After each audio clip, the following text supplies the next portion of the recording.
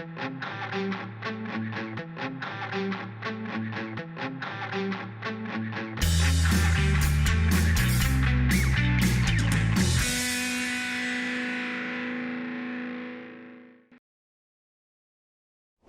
and welcome to another episode of FinTech Focus TV with me, Toby Babb. Today I am delighted to be back in the studio and introducing you to Ali Mashoofi. Ali, how you doing? Toby, delighted to be here, thank you. Great to have you in. Really excited to be talking about Alfo Deep Tech with you today. Tell us a little bit about yourself first and foremost, and we'll get into the company and loads more to unpack because I've been talking to you about this beforehand. It's a really exciting time, really exciting product, really exciting company, and I want to hear all about it. But tell us about yourself first and foremost. Well, thanks very much, Toby. Thanks for having me. First of all, I did say that before as well, but I'm a big fan of Harrington Starr. You can come again. across the spectrum. So what you've created over the past few years is very impressive. I love it. It's really kind. No, thank you. So my background, when I go back to the early 2000s, that's when I started trading. This was just after the tech bubble. I started trading with my own money. Fascinated by the markets. Growing up in a small city in Germany, there was nothing else you could do really than trade your own money, right? There was, there were no international banks, no fintech, nothing. And I worked as a management consultant for a German think tank active in the manufacturing sector. Because Germany is well known for its manufacturing sector. So I would effectively work with C-level folks at the likes of Audi and BMW and some hidden champions, some very innovative companies on improving the procedures. Right, it was all about total quality management and how you can actually improve and bring more efficiency in an organization. As part of that, I was tasked with creating an innovation tool as well, so a management tool to measure the degree of innovation at an organization and then work with the management team to use that and improve the degree of innovation, right? So innovation in the blood. You could say that. Thank you. But of course, being fascinated by the financial markets, I then took all the life savings in 2006 and moved to London and set up an investment management business and put together a team. And by the time we wanted to launch, and this was an ethical fund, effectively ESG. And making ESG cool before it was cool. Probably a bit early for that.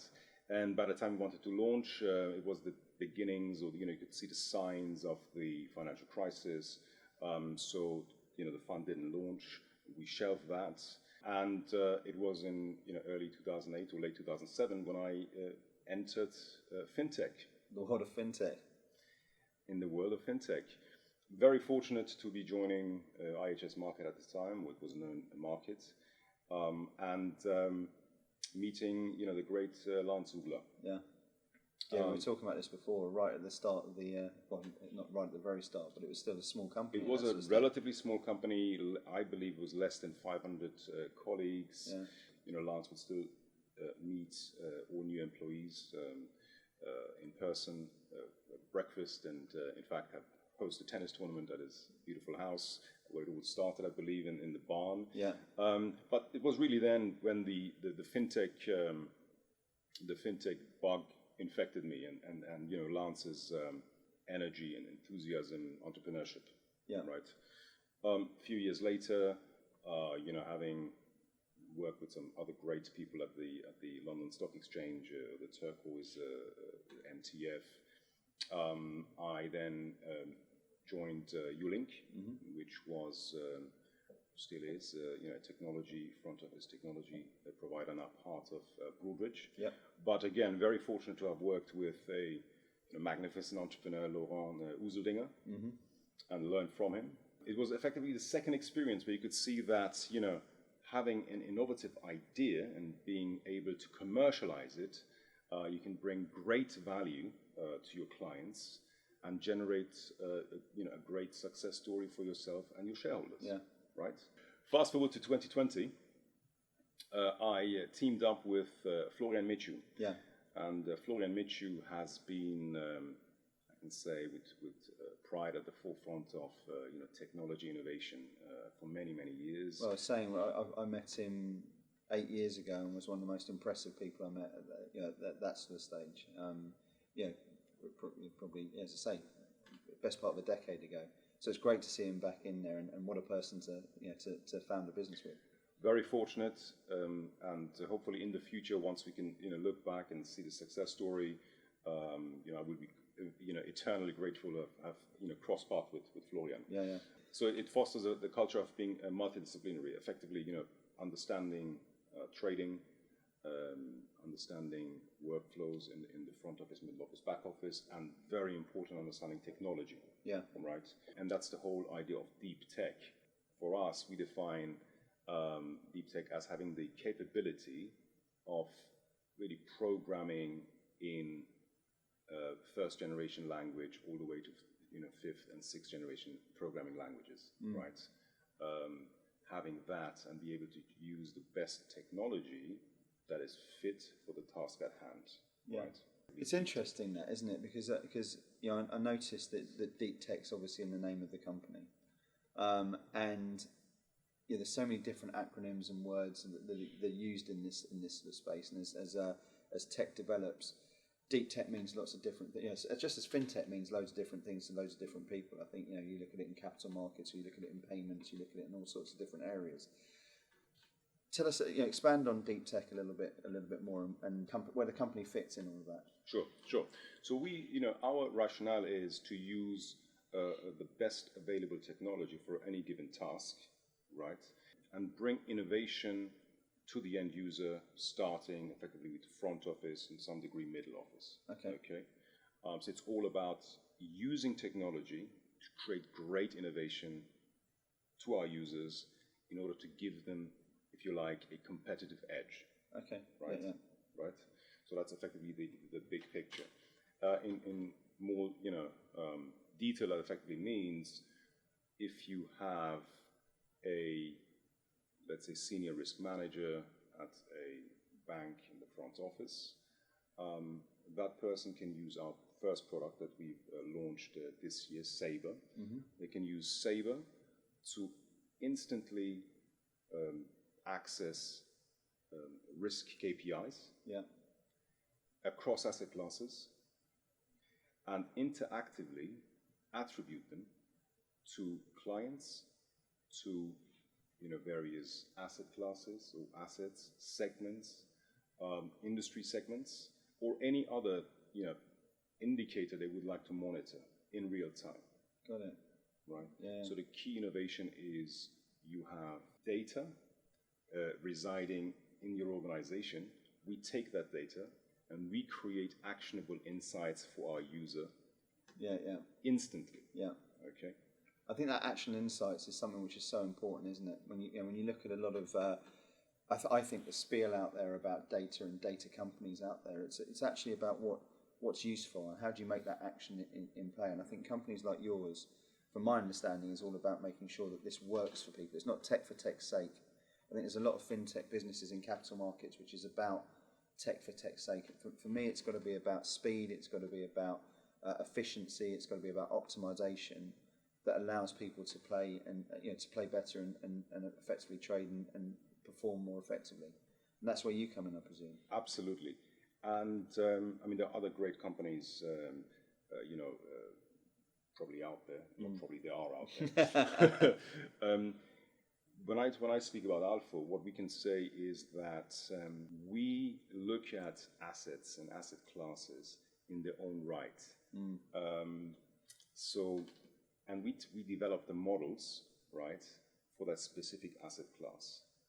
We don't take any off-the-shelf code, any off-the-shelf solution that has been built, let's say, for the retail space, right? You will have technology companies that develop great products, but the analytical tools are made for for Amazon, right? Yeah. You cannot take that same model and put it in place to price an illiquid asset, for example. Yeah. Right? Yeah. So what we are saying is that we create an innovative tool that will perform complex analytical tasks for each asset class, starting in fixed income because that's where the interest has been with our with the firms we're speaking to. There's a lot of innovation in fixed income full stop at the moment. It seems like it's the asset class where there's the real clamour to gain more efficiency at the moment, from my understanding of it. Right, and because it's highly complex. Yeah. Yes, so you could have an equity that is trading on a central limit order book, and you'll have the price of that equity instantaneously, right? Because it is trading on an exchange. You see the trade reports, and it's being traded in microseconds, right? For that same large cap stock, you could have hundreds of bonds, right? Yeah. Same company, hundreds of bonds, and you cannot apply the same analytical methods to price that one bond. And within that universe of bonds, you could have the different bonds behaving differently as well, the liquidity behaving differently as well. So one of the things that we do as well is we can assess what we could call fake liquidity in a product. Yeah. On the other side, we can actually analyze what is hidden liquidity for a product as well. So all of that can be achieved today, and you can only achieve it if you understand the product, the asset class, and you have the analytical capabilities of productizing that. Yeah. Right? You have knowledge, but you need to be able to productize that knowledge. And if you look at yourself and Florian with lots of experience with it, in the space, I imagine that this innovation and your ability to sort of get that product market fit as founders has been through the feedback you've had from your customers, from the market. That, and I would actually take it one step further. It was in cooperation with a company which we cannot disclose, that actually approached us and said, look, this is a real issue we have, right? Can you help us solve it? And would you like to present to us? And what we did was not just put together a PowerPoint, but actually put together a proof of concept. Amazing. and went back and had the mandate to effectively build the product. And so we were in the fortunate situation to achieve product market fit, working with a company, which is the best way to do it. Having a real problem, right? Yeah. And that's been working well, I would assume. That's been working well. It's allowed the rest of the company to grow from there. Exactly, and that's helped us, to build a pipeline, sales pipeline. Me being a salesperson for the best part of the last, nearly 20 years now, I understand, what the software sales cycle can be, that you need to have. That's an interesting area actually, because as you say, you started in just pre-pandemic, which is always a good time to kick off. One of the big things and the threats around companies, no matter how innovative, no matter how beneficiary, is this procurement stranglehold that you've got in capital markets tech. And it's either having the runway to work through that and wait for it and understand that and budget accordingly for it, or it's looking at innovative ways again in terms of your solution to go to market of partnerships. And I know partnerships is a model that you've really done well with. What led you down that route? It's two things I would say primarily. The one thing is understanding that sales cycle and understanding really the thought process of the buyers as well, right? And I've heard this example on your show previously. If I go with ABM and I fail, I still keep my job, right? Yeah. So we are fully, and we've experienced that firsthand in previous organizations as well. That's one, which leads me effectively to the second point, which is to overcome that, working with others, with partners that have relationships with financial institutions, right? But they will have a similar thought process than the buyers. They will think, okay, so this company is highly innovative, but what else is there? And that's when the experience and the relationships we've built over the last years really give our partners the confidence that not only do we have a great product, but we can deliver that great product to the client and we can maintain a service level. It's very important as well, partners. And it's a bootstrap business that you've worked through. Is there investment? What does the future roadmap look like for you? Right. So we raised external funding, equity capital. and that funding is sufficient for us to carry on and scale the business. We are looking to hire, I would say, probably north of 10 colleagues in the next 18 months. Wow. Which is exciting times, isn't it? Just seeing that whole thing grow, as you talked about with that sort of background of working with some of those great entrepreneurial founders and seeing businesses grow around that.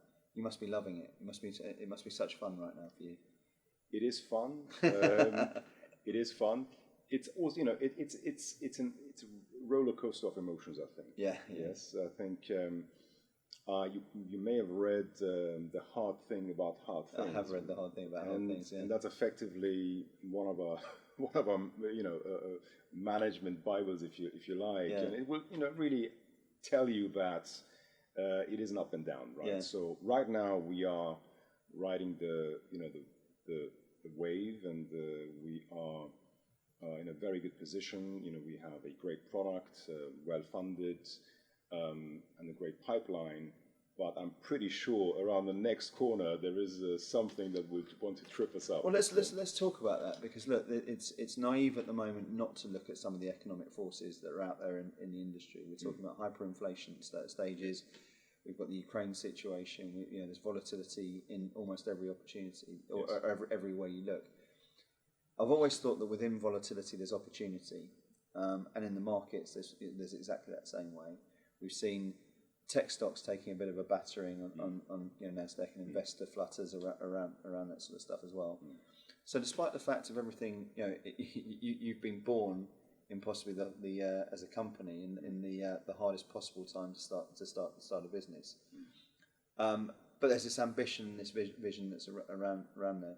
What does that mean for you? And obviously that you've got your plan there to considerably grow the business during that. Despite that, yes. Where's the confidence and where's the opportunity, and what drives that through from you? I think what's happening in Ukraine is horrific. I have to say that's I'm just praying that the people will overcome that, and there will be peace. That is certainly affecting operations. I would say talent acquisition, etc. Because there is a lot of talent that is coming from Eastern Europe, from Ukraine particularly as well. So that is affecting effectively hiring plans, because it has a knock-on effect, and companies need talented people, right? So that's, I think, there lies a challenge. But other than that, I think we see opportunities, because when you have inflationary pressures and your contracts are CPI plus 3%, that is immediately potentially a 12% increase on your technology spend, for which you may not have budgeted for, right? So cost savings become a real topic, right? Yeah. And as you know, with SaaS businesses, and we have a SaaS model effectively, you can achieve, and I will use this term, and I know everybody probably uses this as well, but you do achieve a lower total cost of technology ownership when you are going with a vendor that has a great solution, right? Absolutely. Right. So there are opportunities for companies that would like to maintain a degree of innovation or even excel, right? While at the same time looking at the cost and realize those cost savings. Yeah, I think this is very much the point that gives me confidence in the industry as it stands at the moment. Is that there is there's a realization that I think it's come through particularly over the last 2 years. There's a realization that tech spend isn't tech spend anymore. And what I mean by that is I think boards sat for ages saying it's more spend in technology and we've got to cut back on all that sort of thing. Now I reckon that I believe that people see investment in technology as something which massively improves efficiency, massively improves competitive advantage in many cases, and productivity, and also reduces spend rather than create spend. So it's kind of spending more to spend less at the same sort of time, with innovation. And innovation's at the core. You said at the start that you were born into innovation. You've got the agility of being a really interesting startup in the business which you do. And I think, through the power of partnerships that you've been talking about beforehand, what we're seeing is this sort of perfect storm at the moment where legacy systems have been recognised to be prohibitive to the performance levels that people want to get to. And there are companies who've been early adopters who've brought in this sort of smorgasbord of technology that allows them to compete and provide bespoke solutions that allows them to play at their absolute best at the same sort of time. So having companies like yours who are able to to clearly articulate that value proposition, to clearly show how, in a very adaptable manner, you can listen to customers, as you just spoke about with your use case model, and give that proof of concept and give that confidence. It's a really exciting time for businesses like yours, I think, and I think the next 5 years are only going to accelerate that and put some more petrol on that bonfire. Well, thank you very much. I mean, we think exactly like you just outlined effectively, because innovation is needed, and there is expectation of innovation being delivered, because our B2B users, they are someone else's B2C customer, and they see on a daily basis how innovation is happening in the various services they receive via their smartphones and iPads, and I'm putting myself in their position, and I'm expecting the same from my B2B providers. 100%, right? Yeah. And not only that, so I'm not only expecting a better service, but I'm expecting more innovative commercial models as well, right? That suit my budgeting criteria effectively. Look, I do not want to be forced a 10-year contract with a CPI plus 5 if that's something that I cannot really accept. It doesn't really. So from our perspective, you're absolutely right. So our ambition, our aim, and our so far trajectory is to provide innovation. And innovation by definition means you bring in a clear improvement that is commercially successful for the business, right? So that is effectively our definition for innovation. Bring innovation to the client, while actually reducing the cost burden as well, if you look at it end to end, right? It starts with your license fees, which will be lower because we're running a much nimbler operation, right? And service levels. Service will be at the heart of everything we do. So you bring innovation, better commercial terms effectively, and service levels. Very important to me that we are very responsive, because in my experience, clients get very frustrated when they have an issue and they reach out to the support teams, and it will take time even to acknowledge that a message has been received. And I want to really, really make sure that clients receive an immediate response. It's so important, isn't it? And we'll take care of them. Just coming back to all of those sort of things, the instant gratification world that we live in, and that sort of digital expectations that we've got everywhere. That piece, I think, is a kingmaker for a business. If you've got a system and it hasn't got that sort of snap of the finger, this is what we want to have, and it's not got that client interaction, I think that's where you start to lose the audience a little bit in terms of where you want to go. So I love the fact that that's already very set at the kernel of the business. Ali, there's so much we can be talking about. But let's finish up by talking about what it looks like and where it goes from here. You've spoken about growth, spoken about where the company wants to go, your backing, etc., and it's an exciting time. What's next for you? What can we expect to see through the rest of 2022 and beyond? Yes, so you will see some announcements. We will have some major announcements in terms of staff. Fantastic. Senior staff joining the organization. You will have announcements around partnerships, and then you will have announcements around client wins in the next 12 months.